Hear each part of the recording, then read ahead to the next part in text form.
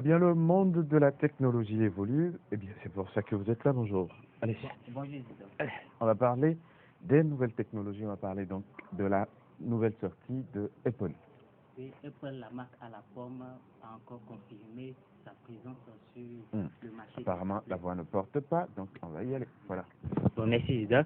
Bon, voilà, Apple, la marque à la pomme, l'entreprise californienne, veut encore marquer sa présence sur le marché des tablettes iPad. Donc, pour cela, Apple a fait sortir l'iPad Air. C'est une nouvelle sortie qui a été présentée le mardi passé. Donc, de ce moment, iPad maintenant présente une tablette iPad Air qui est encore plus fin et plus léger.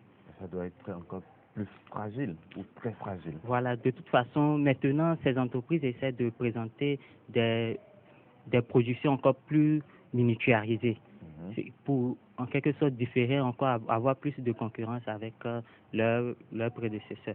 Donc, ce iPad maintenant a plusieurs fonctionnalités et permet aux utilisateurs de pouvoir naviguer plus facilement. De ce fait, Apple maintenant essaie de modifier ou apporter des améliorations au niveau du microprocesseur. Donc, le microprocesseur installé dans ce iPad est le microprocesseur A7. Donc, ce qui facilite maintenant une navigation et plusieurs fonctionnalités. Du précédesseur Apple qui a été lancé en 2010. C'est là la différence. Donc, ce iPad a 7,5 mm et pèse 469 grammes. 469 grammes, donc même pas un demi-kilogramme. Voilà. Donc, Apple dit présenter sa nouvelle sortie dans 40 pays. 40 pays, dont la France. Et ce prix équivaudra à différents selon les capacités. Donc, elle ira de $500 à $800. D'accord. Voilà ce qu'on peut dire sur la nouvelle sortie d'Apple, qui est le dénommé Apple Air. Donc, est-ce que c'est déjà lancé ou pas, non? C'est déjà lancé. C'est lancé le mardi passé. Dans les 40 pays en même temps ou Voilà, c'est déjà lancé, mais la commercialisation se fera le 1er novembre dans ces 40 pays. Donc, pour la première fois en Chine. Le Togo est choisi? Pas encore. Pas encore. Bon, on espère que... Dans la prochaine vague? Sûrement au début de l'année prochaine. Ok. À part ça? À part ça, j'aimerais bien parler de Samsung. Samsung qui est le géant de l'audiovisuel. Donc, elle aussi présente une télévision qui permettra aux téléspectateurs de suivre 2 programmes différents sur le même téléviseur. Donc, ça veut dire, lorsque vous aimeriez suivre un match, par exemple, PSG-Barça, et votre copine ou votre femme aimerait suivre les derniers épisodes de son feuilleton, voilà qu'un problème s'installe au niveau de la gestion de la télécommande. Donc, qui aimerait mettre la main sur la télécommande? Voilà ce problème. Donc, Samsung aimerait bien résoudre ce problème grâce à cette nouvelle sortie qu'elle propose dans les jours à venir. Donc, la télévision qui permettra de suivre 2 programmes différents. Mais ce qui permettra d'écouter, cet appareil est muni des lunettes 3D spécialisées, donc qui, en quelque sorte, a un capteur où le téléspectateur écoute le bon son des programmes. On a 2 images séparées, mais chacun a son son à l'intérieur de son capteur 3D. Oui, voilà, porte une lunette 3D et un capteur. Il y a une vidéo que vous avez essayé de récupérer, c'est ça? Oui, voilà. On va suivre rapidement.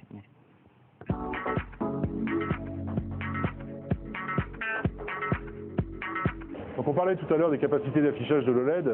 L'un des meilleurs exemples et un des plus parlants pour un consommateur ou même pour une personne, c'est ce type d'exemple. En fait, je ne sais pas si ça rend bien à la télé, mais vous avez en fait une capacité de suivre 2 programmes, d'afficher en fait en simultané 2 programmes en full HD. Qu'est-ce que ça veut dire en termes d'usage? C'est-à-dire que vous êtes chez vous, vous avez ce type d'ustensile, puisqu'on est quand même sur une technologie d'affichage. Vous avez intégré dans les branches des écouteurs, donc ils sont là. Vous enfoncez les lunettes et vous avez juste en changeant là la possibilité de switcher d'un programme à un autre.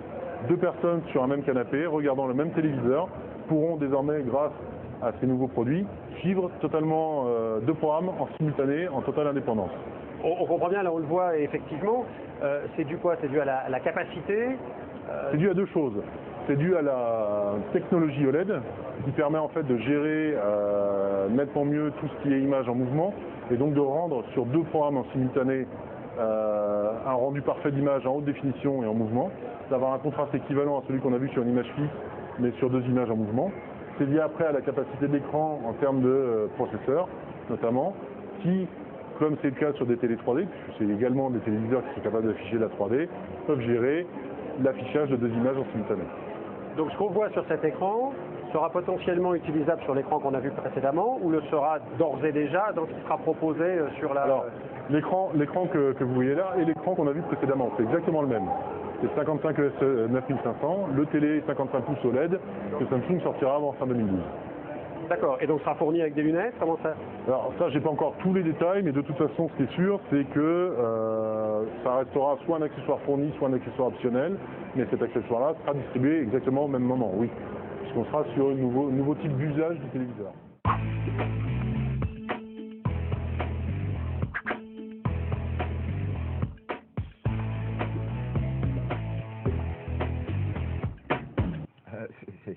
C'est complexe parce que en réalité, les images ne sont pas partagées. Les images ne sont pas partagées, mais voilà que le téléspectateur, lorsque vous êtes à deux sur votre canapé, donc chacun porte ses lunettes. Donc voilà, ces lunettes sont dotées d'un microprocesseur. Les images sont orientées en fonction des lunettes. Oui, en fonction des lunettes. Vous n'avez que le seul écran. Oui, le seul écran. Là, on voit que les images sont superposées. Voilà.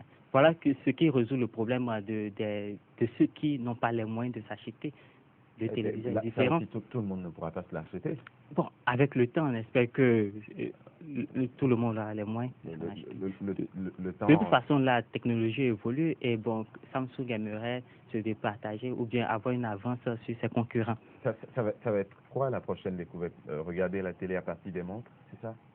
Je crois pas, mais il y aura de nouveautés qui viendront. Envie de dire qu'ils utilisent à bien ou à profit leur société. Voilà. Merci en tout cas pour